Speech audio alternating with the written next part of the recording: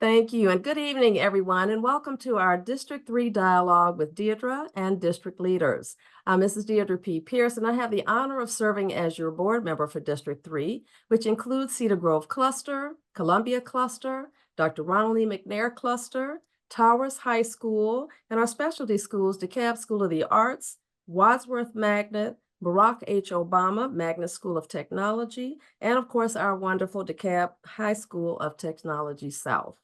I wanted to just welcome all of you all here and thank you so much for spending your time with us this evening. We have a great list of presenters and also topics for you to be engaged in and listen to. We want to make sure that you understand everything that's all good that's happening in our district right now. And I'm going to give you just a little bit of an overview of what to expect. We will have, of course, to introduce our wonderful superintendent, Dr. Devon Q. Horton, who's going to bring greetings as well as make another introduction. We also will have area superintendent alignment and organizational structure discussed, our safety update, cell phones, program updates, college aim, volunteer process, and the student assignment process and engagement with that.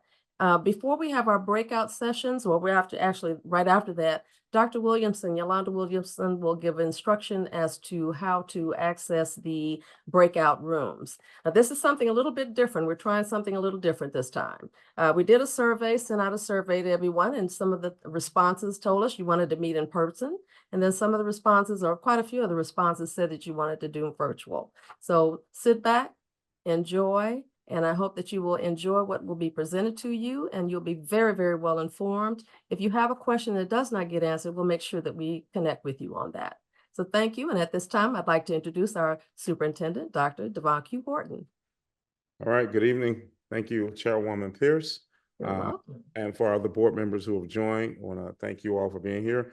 Our staff that's been prepared to talk to our communities tonight.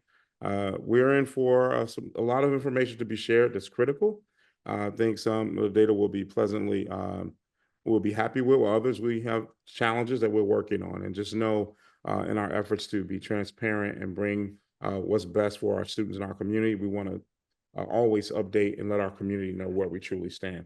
So without further ado, we're going to have a few. I think we're going to have about 6 or 7 of our team members going to speak on 3 to 5 minutes for 3 to 5 minutes on specific topics, and you'll hear from them. And first up, we have Ms. Dillard, who serves as our chief of schools, and she's going to talk about our alignment and our organizational structure.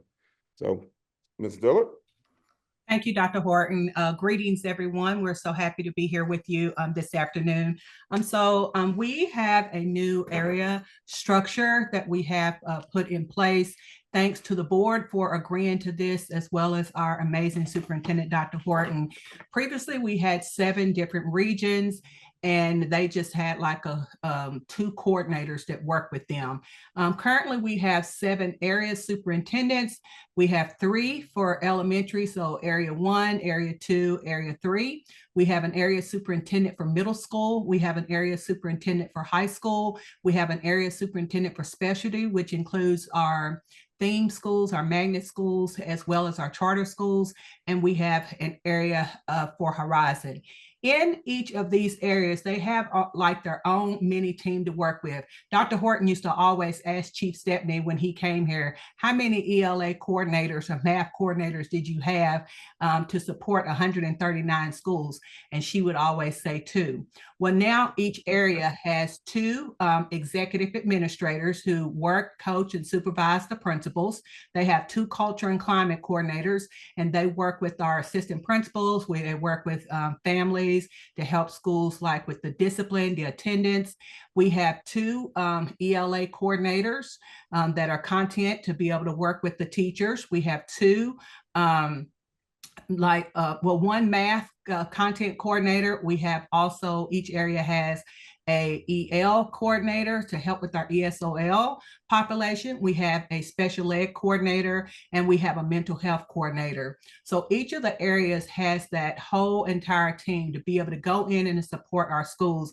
And the area superintendents are overseeing the entire new structure. Our Horizon school area, because they have more schools that are in the Horizon, they have 1+ of all of those things that I just mentioned.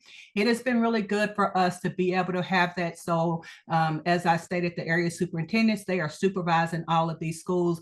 Our culture and climate coordinators are working with our assistant principals, and our content coordinators, as well as the mental health, the special ed, and our ESOL coordinator. They work with teachers in the schools, and we collaborate and work very closely with other divisions. So with the curriculum and instruction team, we work with them. We work with Dr. Sauce's team for student services that is over the special education and the EL. Once a month, we have what we call job alike meetings. And so all of the divisions that have the same positions in, they come together, we have an agenda, and they're collaborating and they work together to talk about strategies, to look at new standards that's coming out, how they're able to go into the schools and help support our teachers, and to be able to look at differentiated instruction for them.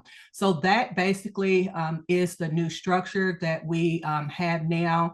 And we're very excited about it. And we have gotten great feedback from our principals and from the teachers and the assistant principals that they now have someone that they can go directly to. And our executive administrators that are helping and supporting and coaching our principals, each of them, as well as our culture and climate coordinators and our ELA coordinators, where we have two, they support anywhere between 7 to 10 schools, where previously they had like some of them 20, 25, or 30 schools that 3 people were supporting. And Champion Dillard, if I could jump in real quickly, would you mind helping everyone understand that the prior alignment had everybody with elementary, middle, high, and also some stadiums and whatever else you could throw in the kitchen sink too. But kind of speak to that in terms of how they're broken out now. Yes. So yes, and what I was saying previously, it was 7 regions, and they had K through 12 schools, as well as some specialty schools, some charter schools. But now the realignment is there are 3 area superintendents that strictly are just for elementary. We have 1, as I stated, for middle school, 1 for high school, 1 for specialty that encompasses our theme schools, our schools that are charter schools and magnet. And then we have 1 for high school and then 1 for Horizon. And so in Horizon, we know those are the schools that have been identified by the state. And we are proud to say, while there are 35 schools under the Horizon, and they have 1 more of each of those people that I talked about. So they have like 3 EAs, 4 culture and climate people. They have multiple people to be able to support that. We have 11 of our schools, and we have shared this with the community before, that have exited off of that list. But we as a district want to ensure that they don't go back on the list. So we keep them in there for 2 years so that they can get that additional support. Fantastic. And for those of the community members that may not know what ELA means, if you could just define that for them, please. Oh, English language arts, sorry, which is the same as like reading. Gotcha. Thank you so much. All right. All right. Thank you. Thank you. So you're right on time. We're trying to make sure we're really efficient and cognizant of that. So next up, we have safety update by our Chief of Staff, Mr. Palmer. And I'm not sure if Chief Whaley is on here as well, to talk about our Evolve system and Strategics. Thank you, Dr. Horton. So no, Chief Whaley, I'll be leading this presentation today, and I did put together a couple of slides because people probably like me, they're visual learners. So I'll be really quick though, Dr. Horton. Yes. And I shared it with Richard earlier. Can we please share slide deck? And I think the org chart was dropped in the chat for those who want to download it. I think Ms. Jennifer put that in, if I'm not mistaken. Okay. So thank you. So 2 additions that were added to the district in school year 23-24 was the Evolve Weapons Detector and then our Strategics Crisis Alert Badge. So first I'll speak to the Evolve Weapons Detection System. And what is Evolve Weapons Detector? It's an advanced AI-powered security screening system, and it's just really designed to better detect concealed weapons while allowing for a faster and more seamless security process compared to your more traditional metal detector. So it uses an AI feature where it can make a determination on if a metal such as like a cell phone, a key, or a belt buckle, if it's an actual weapon or threat with objects such as like guns, knives, and explosiveness. So we use Evolve because it's a faster screening process and it's more efficient and effective for our schools. And it's also touchless and non-intrusive, where you don't have, if you go to certain, maybe at the airport where they use the wand, or they don't have to physically touch our staff or our scholars. And then you can manage this system with fewer personnel. So you really just have to have someone watching the system to see if there's going to be any alerts that's going to flag if there's a potential threat. And you can also see where on the body where that weapon can be located through Evolve. And then I think a great feature that comes from it as well is it's real-time alerts. So if there's a potential threat, it's going directly to our public safety team where we don't have to make a call. They'll be alerted, and then the help will be on the way right away. So that's what Evolve is, and I just want to share a little data from our Evolve system. So if you go back to 22, 23, before we had Evolve in our district, we captured 22 handguns and 105 just weapons. It could be handguns, it could be knives, whatever object that was identified as a weapon. The first year of Evolve, that number dropped drastically from 22 handguns to 4. And then our weapons dropped from 105 to 31. This is first year of implementation of Evolve. Now this is year 2. The handguns have increased a little bit to 10. But when you think about the 10 weapons that were found, only 3 of those were found as they tried to come through our Evolve weapon detector. One of those were captured at our elementary schools, and as you know, Evolve is only in our middle and our high schools currently. And then we had 2 that never entered the school building, where in addition to our Evolve, our personnel they're vigilant, our elementary school associates and our campus supervisors. So we're able to stop this before they enter the school building. And then we had 1 student that entered through a door during transition that was propped open. So out of the 10 that were captured, there's only 3 that attempted to come through Evolve, and we were able to catch them. Next slide, please. And then we have our Teachers Crisis Alert badge.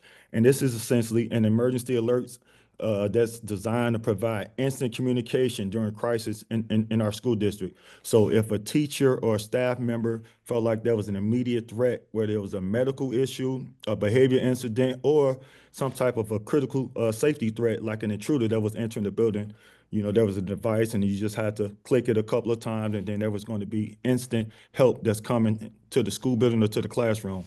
And this is a faster response to signal for help to address an emergency, because in the past, you'd have to hit the intercom, or people were using their cell phones.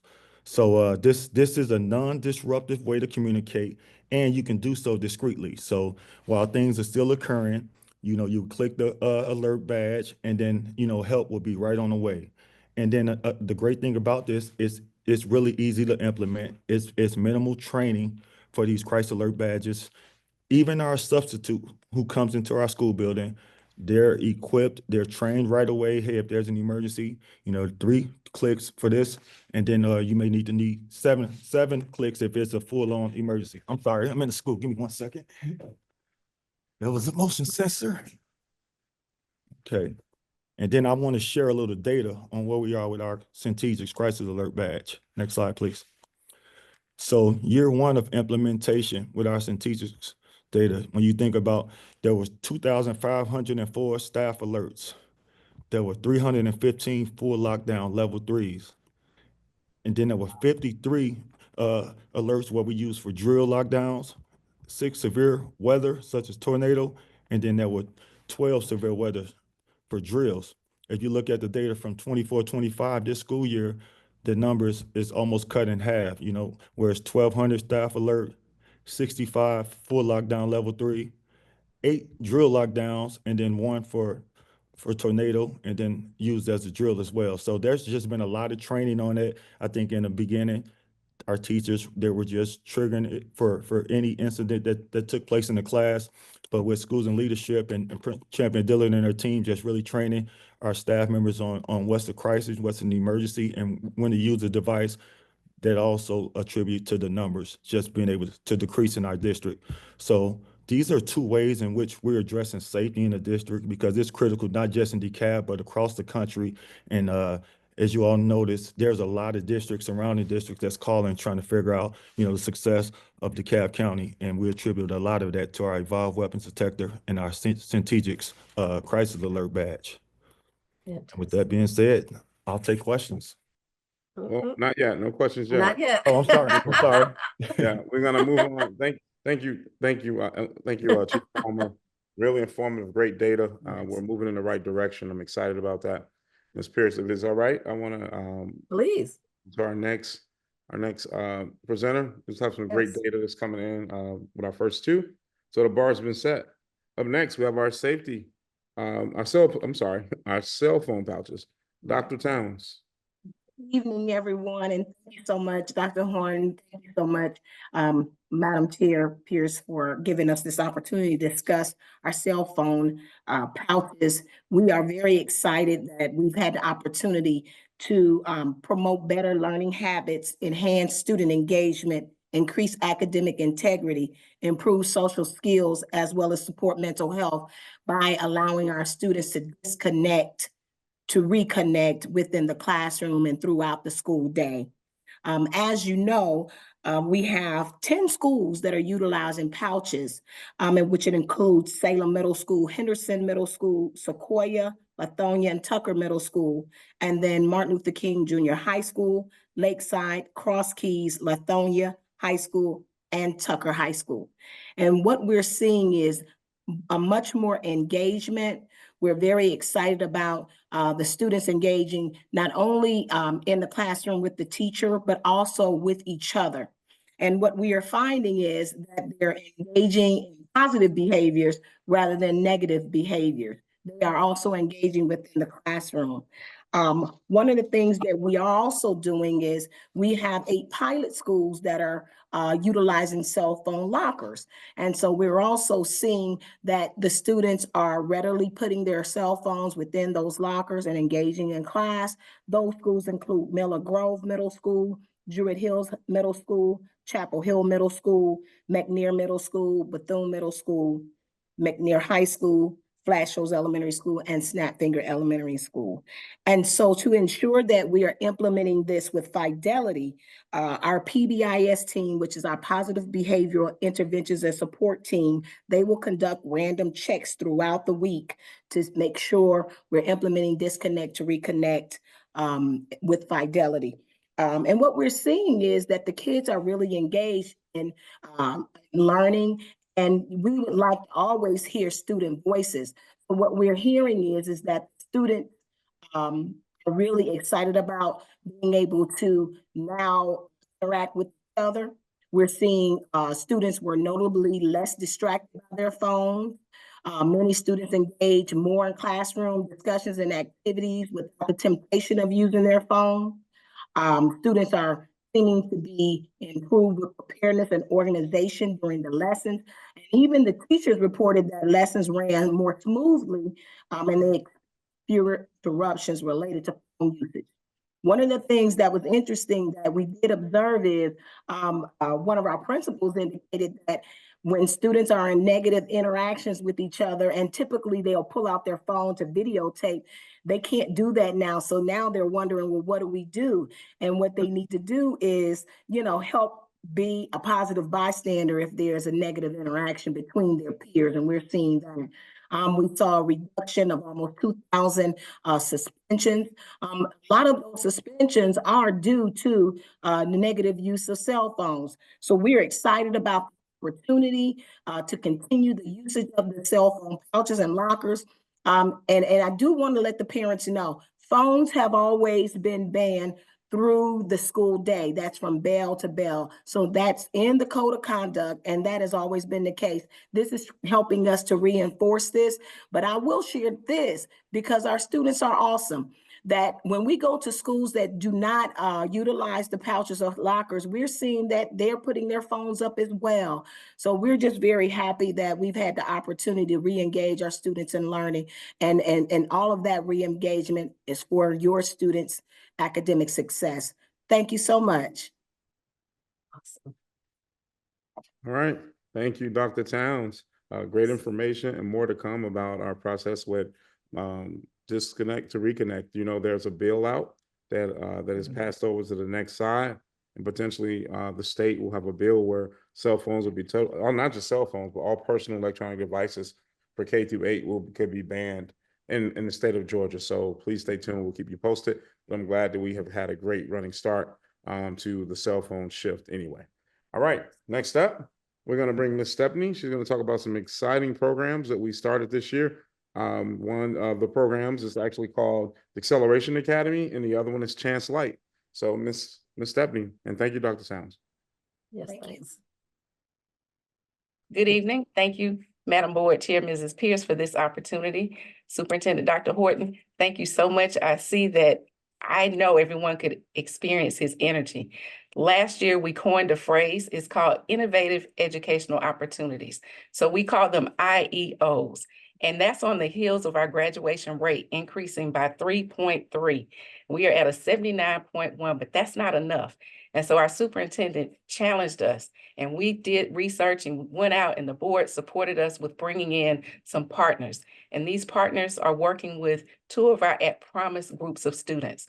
One group, our middle school students, those who we believe with that extra support and a more personalized learning environment could really rise to the occasion. So these are students who are over age and undercredited. They may be, for example, in the 5th grade, but 12 years old, 13 years old. And so what we've done, we have partnered in the McNair cluster. We're really excited.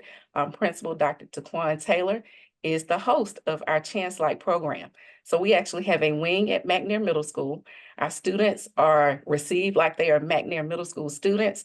They are so excited. They have been brought into the fabric of that school. But what's unique and different, the students come in every day. They receive direct instruction from a teacher, but they also have the opportunity to use online instructional tools that are designed to help each individual student. So the teachers, very small class sizes, we're only serving 18 students right now. Those 18 students are known by name. Those 18 students are working on their individualized plans. And we also have social emotional support for them. We also work with their families. And so it's a very unique, special place. Dr. Horton said to us as we were dreaming and imagining what this would look like, he said, I don't want it to look like the 4 walls of every classroom. I want it to be inviting. I want the students to have that flex space, to be comfortable. So when you observe in those classrooms, the students have just that flex space. They can sit on like a beanbag. They can sit in a rolling chair. They can stand up. They can write on the walls. And so this is helping them really achieve their personal goals. And so we are really excited that at the end of the year, we're going to have some students that were behind that now will move as 8th grade students on to high school because we've been able to help them catch up. And then we have the other end. We have students who have perhaps dropped out, but they are still of age. They're of age to get a high school diploma because they have not reached the age of 21. And so those are our students who are in what we call Acceleration Academy. We are also being hosted at the McNair High School. It's a wonderful facility. Again, you walk in, it does not look like a classroom. Students are able to work with their counselors, work with us as a school district to really figure out when do they want to go to class, how do they want to go to class, and how many hours they need to fulfill to meet their educational goals. For example, student 1 may come in Monday through Friday, set hours like a traditional student. Another student is working, maintaining a job, as well as academic studies. And so it's very flexible in how we are approaching the learning. We currently have 48 students. We have what we call pipeline students. Those are graduation candidates who we are recruiting. And so it's ongoing. It is a year-round program. So they don't stop in June when the regular calendar stops. And I know you can see by my energy, really excited and can talk all night about them because this is one step closer to us giving students what they need beyond a traditional classroom setting. And we're really excited that the McNair cluster is hosting this for the district. Fantastic. That's great news, Ms. Stephanie. Thank you. Yeah, Go ahead, yeah. Dr. Horton. This is a program as we talk about meeting the needs of our students. These two programs are really meeting the needs of something that we haven't been able to do in the past, and we're opening up to partnership. So we're talking about not just DeKalb doing these things on their own. We reached out to some individuals, to 2 companies and organizations that's been doing it across the country, brought them in, put a little DeKalb sauce on it, and it is going really well. So I'm excited to see. We had a chance to go and speak to those students, and it was really heartwarming just to hear them speak about their dreams and their ability, like now talking so positively about being able to graduate within a 4 year to 4.5, maybe 5 year timeline versus not graduating at all. So we're excited about that. All right. Up next, we got Dr. Sheffield, who's going to come and talk about our College AIM program. So, Dr. Sheffield, come on in. All right, thank you so much, Dr. Horton and Ms. Pierce, for inviting me, giving us the opportunity to speak about College AIM tonight. So for those of you that are unfamiliar with College AIM is a nonprofit college access and success organization that was started in 2013 at Towers High School. And since then, we have expanded to Cross Keys, Lithonia, McNair, as well as Stone Mountain. And so the entire focus and purpose of College AIM is to ensure that every single student within our program has a post-secondary plan in place. While college is in the name of our organization, we support and encourage students to pursue different types of post-secondary pathways. So that may be a 4-year pathway or 2-year pathway, technical school, as well as any type of apprenticeship program. So as I stated earlier, we are a college access and success organization. And so on the access side, there are several things that we do to ensure that that lead up to students getting into their senior year and graduating with a post-secondary plan in place. The first is our college prep workshops. We partner with the AmeriCorps program that comes in and they deliver pre-college workshops to our 9th through 11th grade students. And the reason that we do that is that we really want to make sure that all of our students are having those meaningful conversations about post-secondary education prior to their senior year. So we have conversations with students about college majors, different types of careers. What does a winning college essay look like? So the beautiful thing is that before they get into their senior year, they are having long, meaningful, engaging conversations with these program specialists to ensure that they have a good understanding of what post-secondary education looks like and how we can actually help them to get there. The second thing we do is our college visits. And so we take 1 or 2 college visits during the student's senior year to really kind of expose them to what's out there. And so you'd be surprised at how many students live in the city of Atlanta and the state of Georgia, but have never seen a college campus when you have so many that are right across the street or down the street. And so we've taken over the course of this year alone, we visited Georgia Tech, Georgia State, Emory University, Georgia Southern, Albany, Fort Valley, you name it, we have probably seen it. And so the beautiful thing is that we really want to try to expose them to as much as that out there to really kind of help them to see you could have a spot on this college campus and excel here. The second thing is that our college at middays. College at midday is pretty much like a college fair, but the way that we frame it is that we are trying to bring in different types of post-secondary pathways and institutions that can do acceptances on the spot. So what we have seen in the past is that 90% of our seniors and within the College AIM program actually leave our college at midday with at least 1 college acceptance or post-secondary pathway acceptance. And so again, really kind of helping them to understand what is available to them and helping them to apply to those programs. The beautiful thing about College AIM is that we have these wonderful college access coaches that are housed in each of our partner schools. And so during the student's senior year, they are receiving college and financial aid advising from our college access coaches. And so at the beginning of the year, our college access coaches pulled each student individually to have meaningful conversations with them about what it is that they want to do. And so some of those conversations can range from, I want to study abroad. Some can be like, I want to go to a technical school. Whatever it is, our college access coaches are really taking into account the student's academic profile as well as their fit factors to really kind of give them the best match and the best fit options for what they could do once they graduate from a DeKalb County high school. And so they are basically giving them expert coaching in terms of college advising as well as financial aid advising, so that students will be able to make the best informed decision about their post-secondary pathway. In addition to our access program, we have our success program, and that actually helps College AIM to stand out. It's very rare that you find a lot of college access organizations that focus on success. Most of them stop their programming at the end of the student's senior year or when they graduate from high school. College Aim does not do that because we really want to make sure that the students are not only going to college, but they are graduating from college.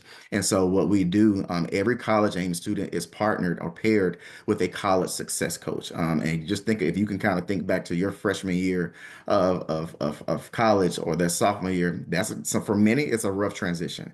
And so our college success coaches are working with these students to make sure that they have every single thing that they need in order to be successful their first and their second year, all the way through college graduation. And so, and like I said, specifically at Towers High School, Ms. DeWanna Bridges is the wonderful college access coach. And then at McNair, you have Mr. DeCarlos Craig, who serves as the college access coach. And so we are extremely proud and excited to be working with the students and DeKalb County Schools this year. That's it. Thank you, Dr. Sheffield. If you have a link, you can drop in the chat for people to kind of learn a little bit more about you. That would be helpful. Thank you. Absolutely. Okay, Dr. Horton. Yes. Next up, we're gonna go with actually our early learning center. Mr. Spence is here. Can you come on up? All right. Good evening. Good evening, Dr. Horton and community stakeholders. Thank you for this opportunity to be able to represent DeKalb County in the area of early learning. I am the dedicated director of the Early Learning Center, Mr. Anderson Spence III. And just to shed some light on the wonderful work that we do right on 797 Fayetteville Road Southeast, we're the home of the main campus of 3- and 4-year-old learners and scholars of DeKalb County. And we service them through a multitude of avenues to be able to bring out and highlight, all the learning modalities of our little babies here at the Learning Center. We try to tap into hands-on learning, try to put them in spaces where they can utilize, creative expression, and they can, for some of our STEM babies that are inclined for scientific inquiry, we have some retrofitted opportunities for them as well.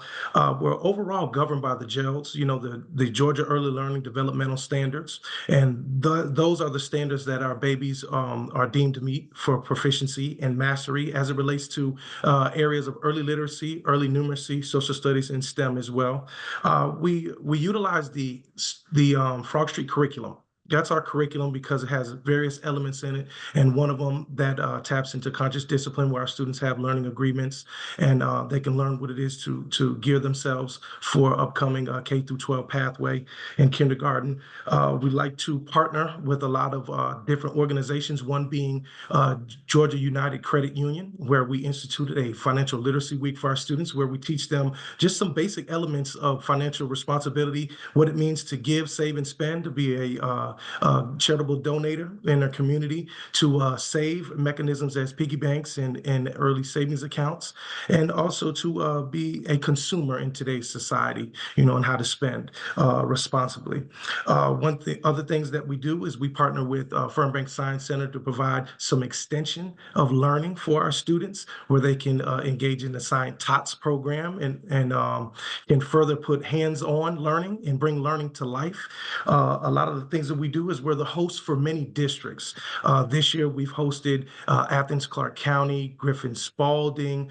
We have upcoming visits with Clark County and Troup County. So what we do and our impact here in DeKalb County at the Early Learning Center is felt not only in DeKalb County, but it's filtrating out through the state of Georgia.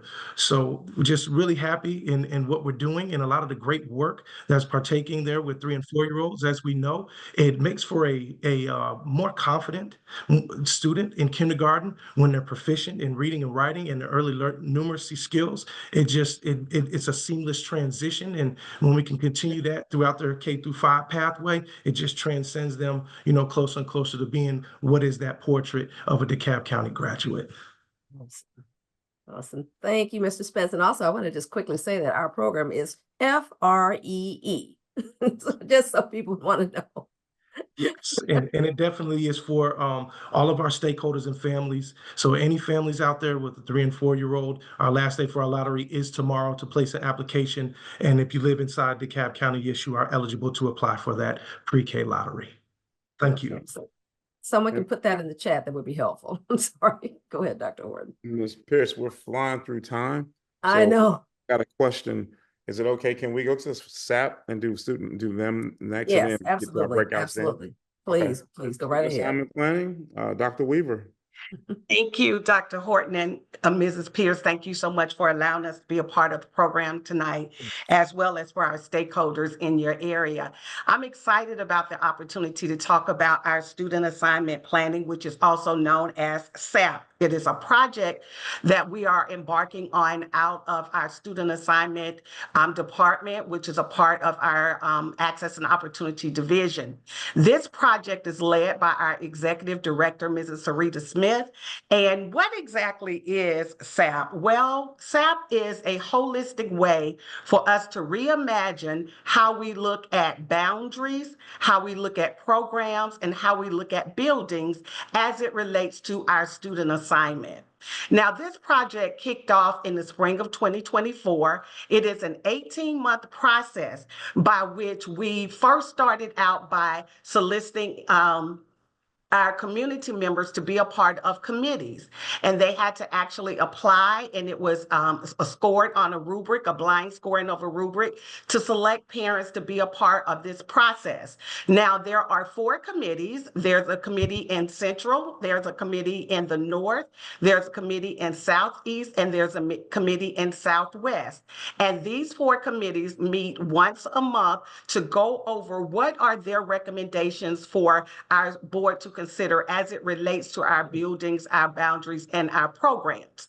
And what they do in collaboration with many of our other divisions, more specifically working very closely with our operations division, is they look at some historical data. What has been done in the past, right? What are our current needs as we look at our population of students, our aging of our building, the trends that's going on in our area? So what are some of those needs? As well as what are the needs for some of our programs? You know, our program needs change. You know, they are not the same as they were 5 years ago as they are right now. So this is a process where our stakeholders get to come together to talk about what this means for their communities. After they are able to meet in their community about 3 times a year, they come together in a committee of the whole where all of them come together to start talking about those ideas around what they want for the next phase of our school district. As I share with you, it is an 18-month process.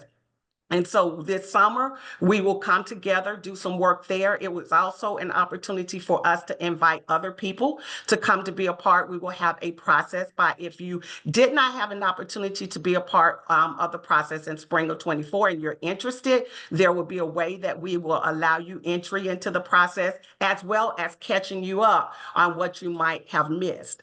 But once they come together, they are going to be looking at how they can make recommendations to our school board for consideration for our students for the next 5 years. So this isn't a one and done type process. It's a process that will be cyclical, and every 5 years we will go through this student assignment project to again look at how this can benefit our district.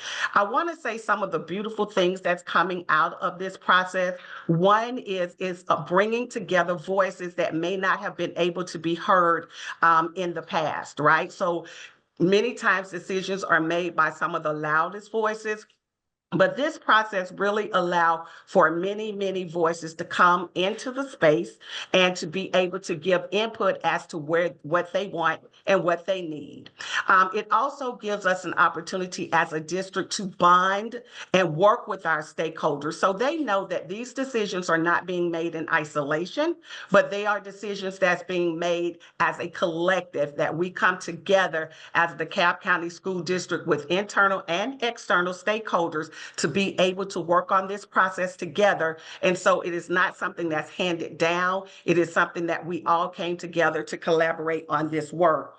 I also want to share with you that at the end of this process, what we want to do is to look at what has traditionally happened And now what can we reimagine about things that we have in our district, things that we may not have thought about before. Also, if you want to keep up with all of the things that's happening in our student assignment planning process, we now release videos. It's called Student Assignment at a Glance, and that comes out every month, where you can go onto the Student Assignment webpage and take a look at the videos that will allow you behind the scenes, if you will, to take a look at the work that the different committees are doing, what things are being considered, what they're focusing on and working on at the time. So even though you may not be on the committee, at a glance, you can see some of the work that they are working on. And so this is work that we're very, very proud of, that's coming out of, again, our student assignment department and being led by Mrs. Sarita Smith. And so just want people to get involved, see the work that we're doing in there, and help us be a part of this reimagining process. Fantastic. Thank you, Dr. Weaver. That is amazing information to share. Ms. Yeah. Pierce, we are almost an hour, well, maybe like 45 minutes into this. Right. I know we wanted to get into a space to share the individual data, and so we are prepared to Yes. transition over into that space, if that's okay with you. Absolutely, yes. And we'll kind of do another one of these at some point in time, but because there's so much going on in our district and everybody's excited to share that, which is a wonderful thing. So at this point, we set it up specifically this way so that you would have the breakout sessions. In those sessions, you're going to get even more detailed information, particularly about your cluster. And I think that's really, really important. So at this time, Dr. Williamson, you want to go ahead and give instruction about what's next? Yes, ma'am. Thank you so much. Good evening, Board Chair Pierce, Superintendent Horton, district leaders, stakeholders, and families. We are pleased to have you join us this evening. You will find the link to the cluster for which you belong in the chat. You will just click on that, and therefore the data that will be presented to you will be relevant to your cluster. I do want to say one thing, that the Obama stakeholders will go to the McNair cluster. We're going to give it a It is Dr. Sauce. I'm with Wraparound Services. Hey, Dr. Reynolds, thank you for joining us. Thank you. Nice to be here. Appreciate it. Gonna just make sure everything's good with Dr. Towns, because she's also helping me to present slides. Y'all just kidding. Sure, there's not technical difficulties.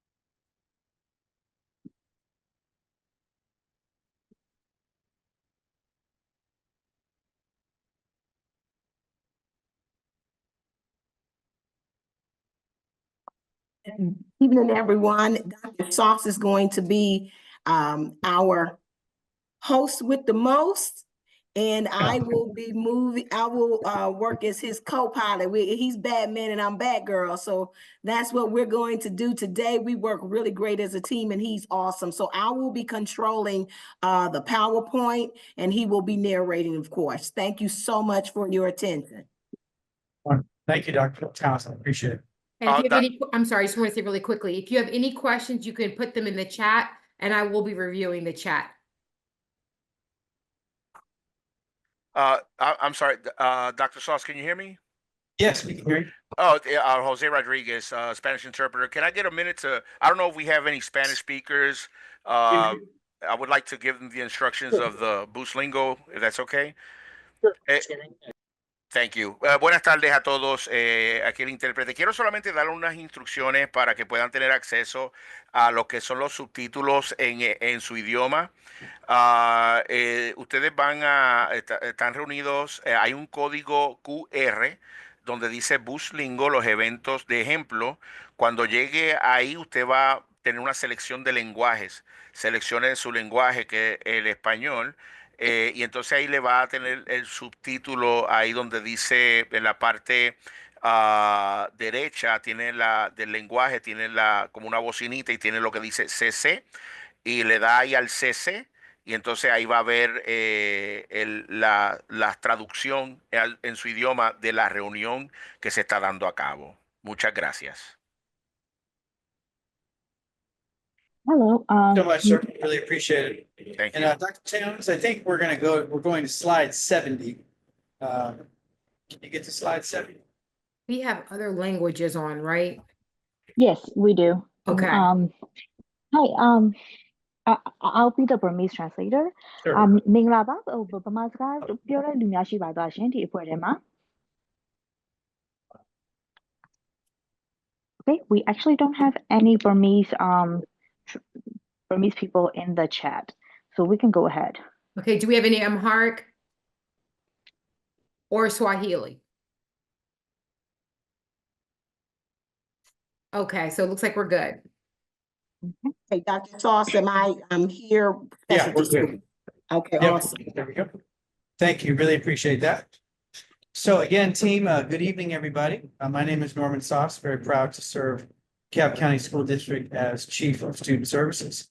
And as my co-hostess, Mostis, spoke a moment ago, Dr. Keisha Towns, our Chief of Wraparound Services. So glad to have her assistance. I also appreciate Ms. Arrington helping us from Communications and Partnerships, Dr. Reynolds from the Division of Wraparound Services, and also Ms. Granville, our post-secondary specialist. So we have a great team this evening. We're going to take about 25 to 30 minutes to share some information pertaining to the specialty schools cluster around attendance, discipline, and some student achievement data.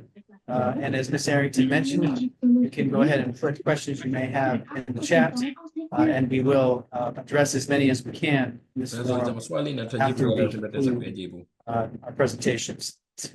So thank you very much again. So Dr. Towns, we will go ahead and advance to the next slide if you don't mind. Thank you so much. And I should also mention too, as we finish the data we're about to share, we'll have about 5 minutes or so, 5 to 7 minutes again to hear from our post-secondary transition specialist. Let's look at some attendance data. Okay. Here you see year-to-date absence data. You see, of course, two schools named there, Wadsworth Magnet School and DeKalb School of the Arts. And what these percentages tell you are percentage of students who were present to school at least half the day for all of the days so far that we have had school. So, for example, Wadsworth Magnet School, you see the year-to-date attendance at 97.98, essentially 98% for the year. And you see DeKalb School of the Arts at 96, almost 96.5% so far for the year. So what that means is that, essentially 98% of the time, Wadsworth students were present for at least half of the school days. And likewise, DeKalb School of the Arts, 96.5% of the time, their students were present for at least half of the school days. Those are both very, very, what we would consider very high attendance percentages. Anything above, 95, you're cooking with grease, so to speak. So those, we would certainly consider those high percentages for the year so far. In the middle in orange, you see average total days absent.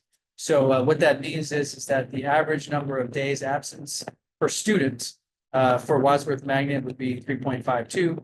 The average number of days absent per student so far for DeKalb School of the Arts would be 6.16, as you see. And then, of course, you see the total days absent so far for all of the students enrolled combined, which would be 967 total absence days for Wadsworth Magnet. And you see there over 1,800, 1,861 total days absent, all students combined from DeKalb School. I just wanted to start there and give you that answer. Dr. Towns, we'll go to the next slide. Thank you, appreciate that. Now we're going to take a look at some discipline data. And again, Dr. Towns will actually go over to the next slide. Thank you. So this image here provides data on year-to-date. So year-to-date discipline resolutions for the same two schools. And a discipline resolution means there was a incident, a discipline incident involving a student or more than one student, and there was some sort of consequence attached to the incident campus to the student or students for the incident. So that's what we mean when we say discipline resolution. DeKalb School of the Arts, you see the data, of course, again, for those same two schools, DeKalb School of the Arts and Wadsworth Magnet. The resolutions are categorized into in-school suspension, ISS, and out-of-school suspension, OSS, with counts, meaning totals, percentages, and students' totals displayed. So for DeKalb School of the Arts, for in-school suspension, you'll notice that there are 8 total incidents or 8 total resolutions so far this school year that resulted in-school suspension. 7 for out-of-school suspension. For Wadsworth Magnet School, you'll notice there were 9 resolutions, 9 incidents so far this year that resulted in in-school suspension, and 6 that resulted in out-of-school suspension. For percent totals, so 87.5% represents the number of 87.5%. See the percentage for, sorry, I'll look at the wrong slide. For OSS resolutions, 12.5% for ISS resolutions for DeKalb School of the Arts. And you see for Wadsworth Magnet, 66% of the resolutions are OSS, and 33% of the resolutions are ISS for Wadsworth Magnet.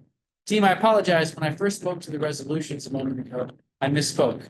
DeKalb School of the Arts had 7 OSS incidents in total and 1 ISS incident. And Wadsworth Magnet had 6 OSS incidents in total and 3 ISS. So I apologize, I misspoke. Slides. For the student counts on the far right now, for DeKalb School of the Arts, 1 student has had an in-school suspension incident and 7 students have had an out-of-school suspension incident, for a total of 8 students with either of those incidents combined.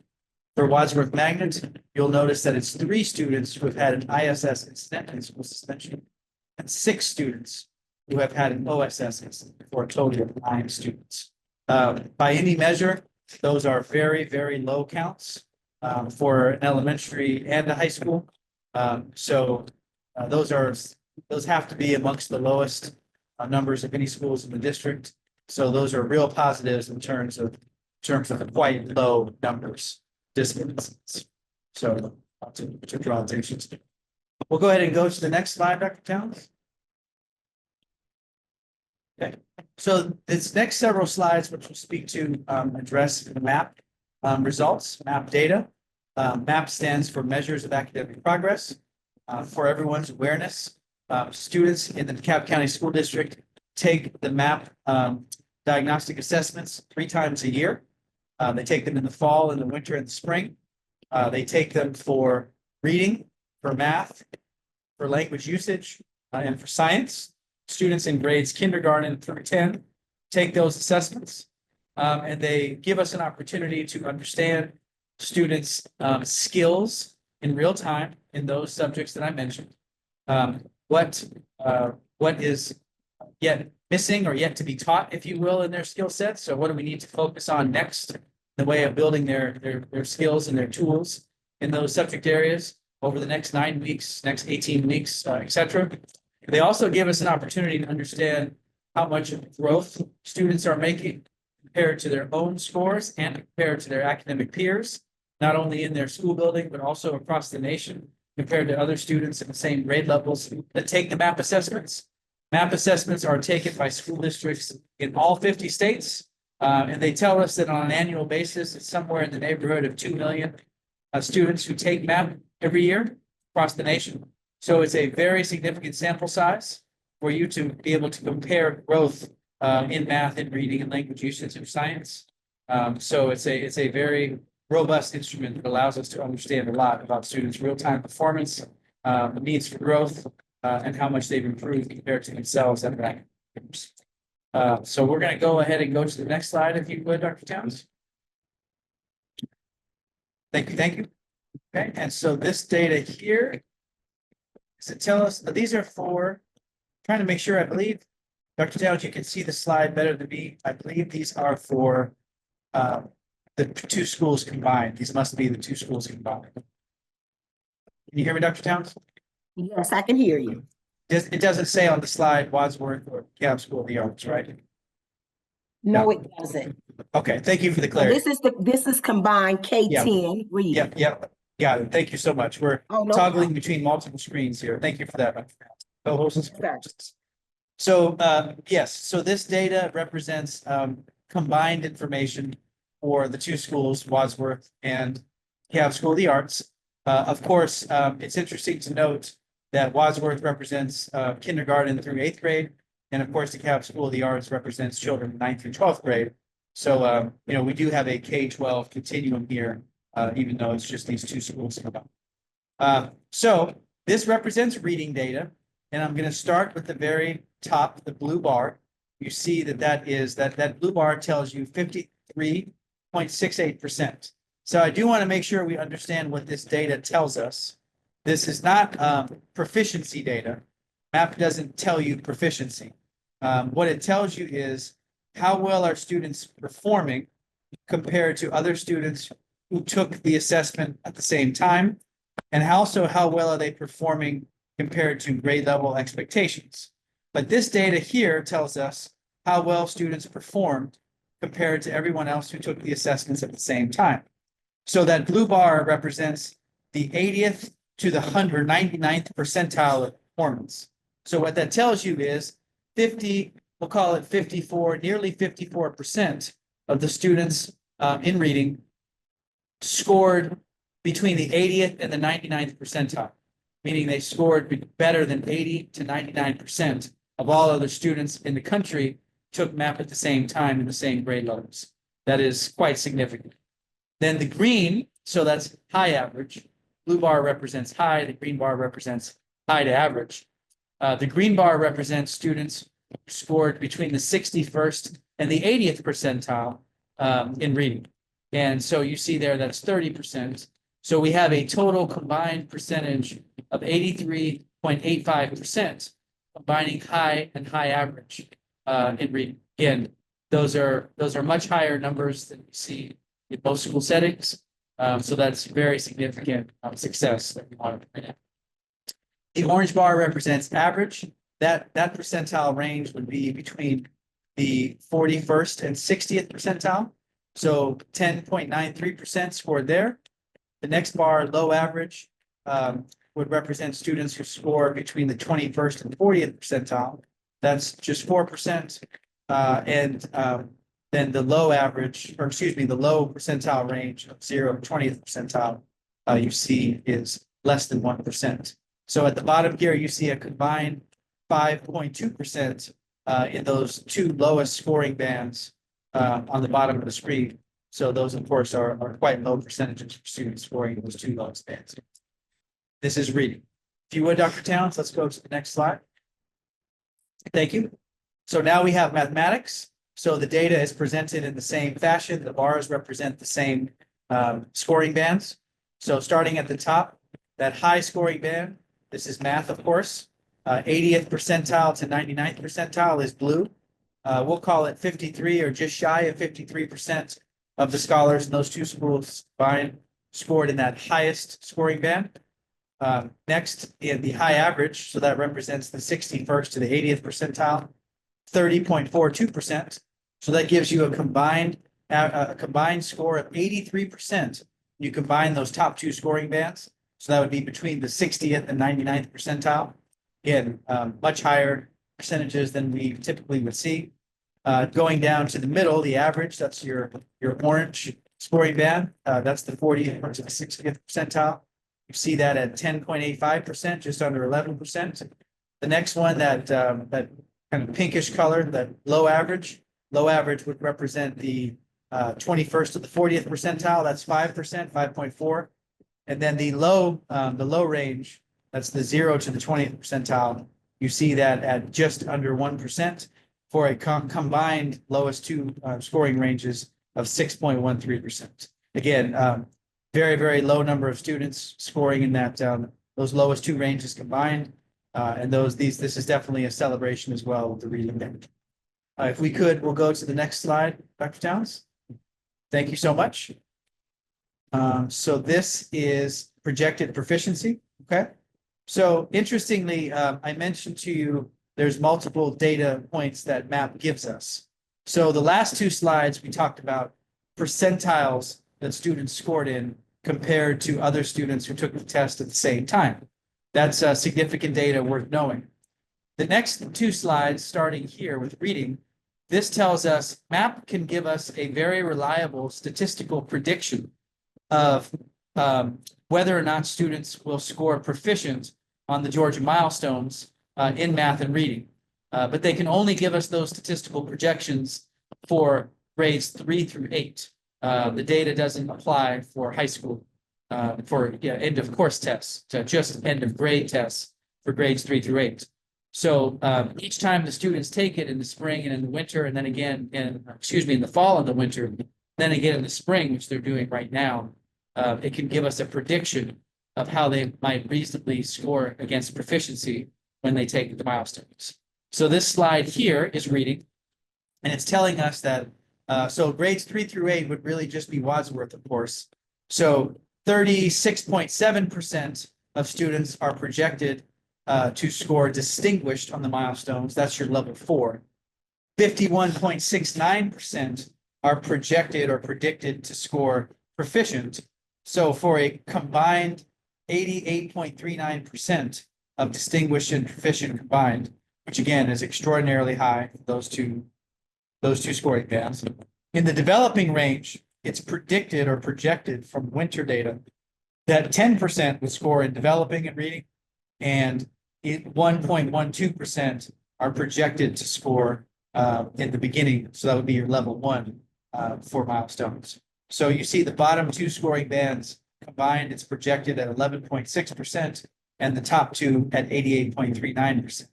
And again, this is reading grades 3 through 8 projections. And if you could, Dr. Towns, let's go to the next slide. Thank you so much.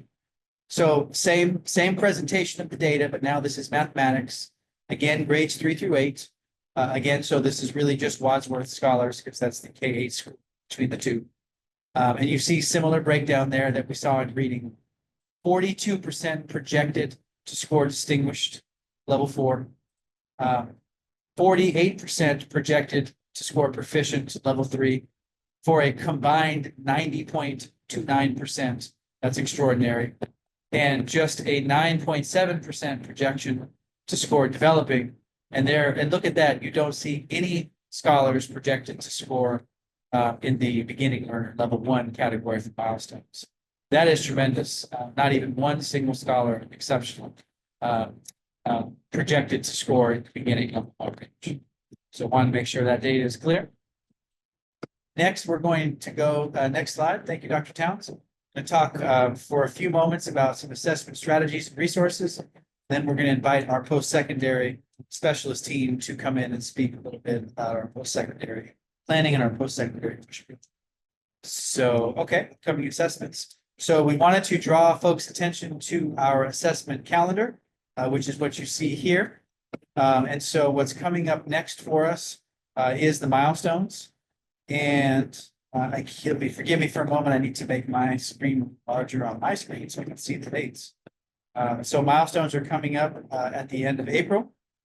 And again, bear with me, I will speak the dates aloud. So I make my screen a little bit larger on my end. That document is kind of hard to see. So what's coming? Oops, bear with me, team.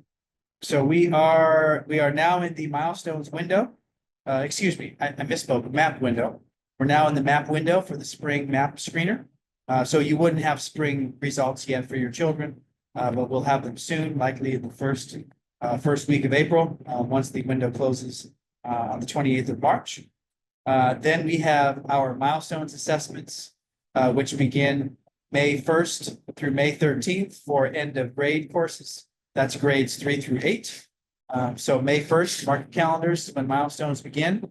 For high school, the end of course tests, it's May 5th through May 9th when our milestones windows occurs. And for scholars who would need to retest for any reason, it is May 19th to May 21st, which will be the retest window. And that would really be, that's for your grades 5, grades 8, who would need to perhaps earn a higher score in order to be eligible to advance to 5th grade and 8th grade without an administrative placement. So that's what's upcoming in the way of our assessment calendar. And if you would please, Dr. Towns, go ahead and go to the next slide. Thank you. And change my view here so I can see it's on the screen. There we go. Thank you. So the next slide here discusses some assessment strategies, some important reminders that you want to consider and remind your scholars of to ensure they have a positive attitude and they're prepared as they possibly can be to show their best and show what they know on the upcoming milestones. So you can certainly see some of those points. Keep a positive attitude and encourage your child to think positive. Make sure they go to bed on time when we know that it's a milestones window and well rested. And to encourage them again to have that positive attitude each morning. Plan ahead to avoid potential conflicts or traffic. Try your best to anticipate what could be unexpected to ensure your child is there and ready for the milestones assessments on those days. If you have some issue that arises beyond your control, contact your child's counselor as soon as you possibly can, and not to fret if they have to miss for some unexpected reason on a day that milestones are being administered. You recall we have those makeup days at the end, May 19th to the 21st. Stay in touch with your child's teacher, including what they may need to practice or work on or be reminded of as we lead up to milestones. Encourage your child to utilize practice test-taking strategies that the teacher may send home or may remind the class of. And then when they're in the midst of the test, you can remind your child to take their time, read all the directions, not to answer too quickly. I've got 12-year-old twin boys that are going to be taking the milestones here real soon in 7th grade. So these are things I've even been talking to them about at dinner as milestones approach. Take your time, read all the directions, make sure you fully understand what the question is asking you. Use your reasoning skills to narrow down the choices that are totally impossible to be correct, and make your best assessment once you've taken your time, understood the directions, and understood what the question is asking. So those are some tips there, among others, to consider. Just wanted to draw attention to those. On this slide here, it references, oh, sorry, Dr. Downs, we'll go to the next slide. Yep, there we go.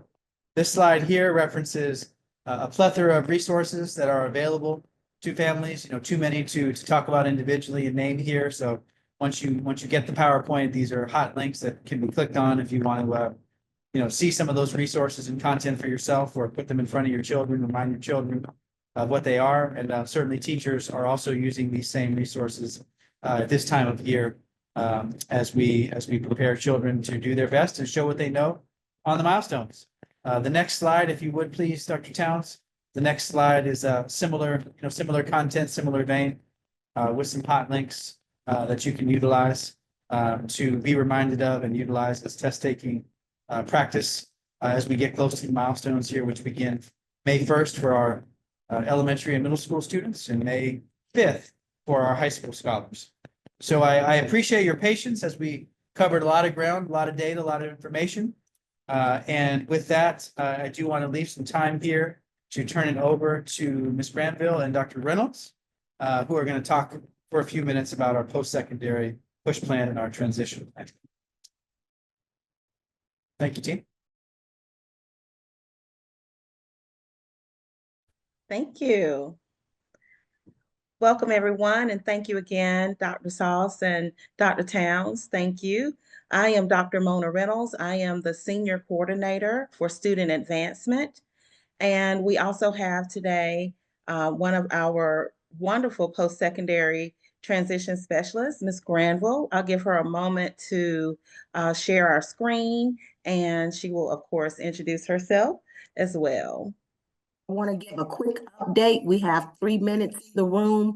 If you have questions that you would like to put in the chat, go ahead, parents, and put those questions in the chat, and we are going to make sure we provide those responses back to you through the Department of Communication. Thank you.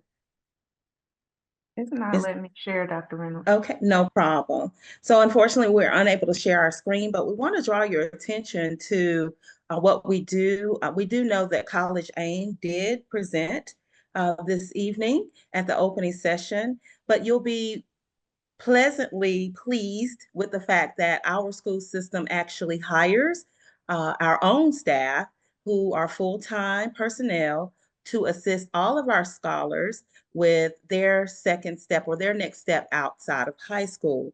So the Student Advancement Department is the title of the department, and we have post-secondary transition specialists. We also have a post-secondary push plan where we focus on what we call the 4 E's. And for our seniors, we want to make sure that they have selected an E, which is enrollment, enlistment, entrepreneurship, or employment. So we want to help all of our scholars, students who are seeking to go to college, students who are seeking a job, and of course, our students who want to enlist in the military, all of the branches, including the Space Force, and also individuals who want to start their own business. So we have hired 55 senior advisors who are assisting all of our scholars in our high schools. And for the elementary and middle school, our post-secondary transition team also supports the primary or elementary and middle grades as well. So I'll turn it over to Ms. Granville to just chat for just a moment, a little bit about what's coming up very soon for our scholars. So our scholars we're in the season of helping our seniors finish up their graduation plan. So they have to actually upload something and show that they actually are doing something once they graduate. So if they have enrollment, we want an offer letter from a college. We want an offer letter from a job if they're doing employment, enlistment, if it's from the military. Even with entrepreneurship, some of our seniors are doing business plans. So we're helping them with that. Upcoming March 31st, we're having a career expo and job fair. So we're helping our students get exposure to different careers, different apprenticeships. We're helping them get jobs. They will be able to apply for jobs. They'll be able to interview. They're going to be bringing their resumes, and we're going to be assisting those students and helping them secure their futures and work towards some of their goals that they have selected. Thank you. It's a pleasure to work with our students, and reach out to the Student Advancement Department for all post-secondary questions and needs across all schools. Thank you. Thank you. Okay. All right. Thank you for in this breakout session. We certainly hope it's been informative. And again, if you have any questions, put them in the chat and we will provide responses expeditiously. And we are leaving our breakout room now. Thank you so much. I think just about everybody is almost back. Wanted to thank everybody for being here this evening. We'll wait a few more minutes. I think we've got a few more to come in. And I do apologize that there's so much going on that we, normally run out of time here. Hopefully you did get a chance to put some questions in the chat. If not, we'll look forward to having maybe another session a little bit different this time, but you'll have more time to kind of have some more interaction. But let's see if Dr. Horton's on. Okay, good. That's fine. Okay. And Mrs. Pierce, I believe we're going to go over some discipline and attendance tips. Yes, for our parents. And our person didn't, just so if parents would notice that you returned everybody and they were in the middle of presenting. Okay. Yeah, they got the warning. The warning came in, had a 2-minute warning. I was on. Yeah. So we wanted to get them back. All right, let's go. Okay. We have them here. Everyone's out now. They are out. Okay. All right. So I'm okay to say thank you, right? Okay. Good evening, everybody. Again, I hope that you enjoy the information that was presented to you in the breakout rooms. I know it was relatively fast paced. There's a lot going on in our district, as we said before. We probably would take a couple of days to kind of tell you everything, and that may not even be enough time. But at this time, before we close out, we have the attendance and discipline tips for parents. I think, is that you, Dr. Towns? Is. Okay, please go right ahead. My team member to bring up, I believe there are some slides. Okay.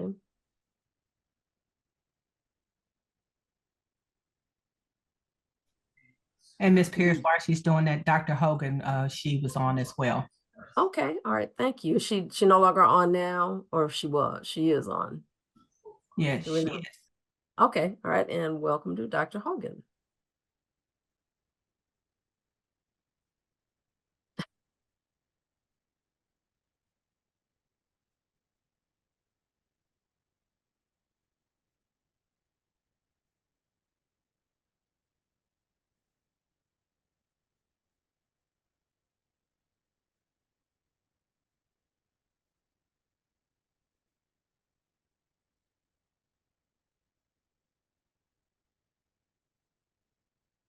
Okay, if you could go back one slide. Thank you so much. DeKalb parents and families, DeKalb County School District cannot create amazing opportunities within a positive school culture and climate without your partnership to help your child understand how important their role is in fostering student engagement, reducing disruptions, promoting a sense of responsibility, and increasing academic achievement. We are providing discipline and attendance tips for you. The following are discipline tips for parents. Please review the DeKalb County School District Code of Student Conduct regularly. This will allow your students to understand what our behavioral expectations are for the district and for their school. Parents, please provide positive reinforcement for school rules.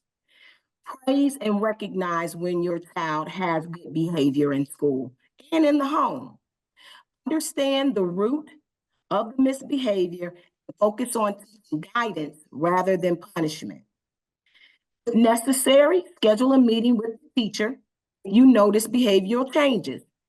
And if applicable, make sure your child's individual education plan or 504 plan is updated. Now we'll move to attendance tips.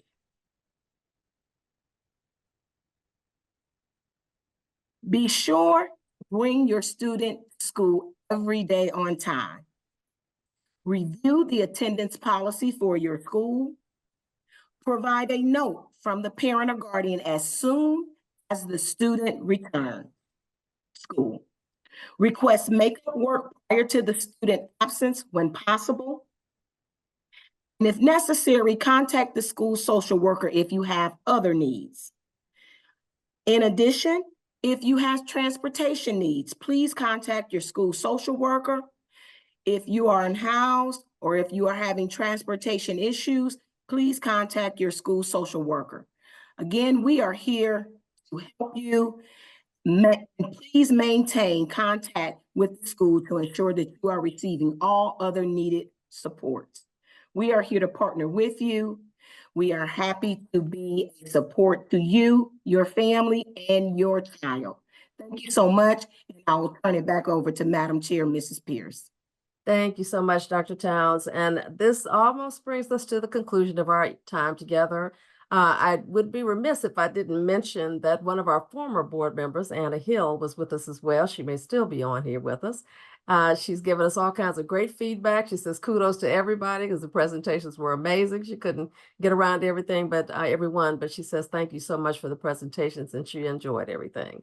So I would like to just close by saying thank you again to everyone, to our presenters, to our families, our community members, our curiosity seekers, and whomever that may have joined us this evening. I know we've got a few people that have gone off, but I hope everything was informative. I hope that you just enjoyed the format. And if you did, if you have any comments about what we've done this night and how what we've presented, please don't hesitate to send me an email and give me your feedback. I've got thick skin, so I won't be offended. If you didn't like it, please make a suggestion as to how we can do it better. So thank you again. Dr. Horton, would you like to say any closing remarks before we close out? No, just to thank everyone for coming and our team and our guests. Thank you. Fantastic. I know you all have had a very long day, so this is the end of it. Thank you. Ms. Pierce, Good night, everybody. Yes. Let's say one word. Yes. I just wanted to, before everybody jumps off the line, that we'll be sending a feedback survey to the email address that they registered with as well. And then that's where they can also populate some questions that they may want to ask. Fantastic. Thank you so much, Dr. Williamson. And with that, thank you all and have a great night. you.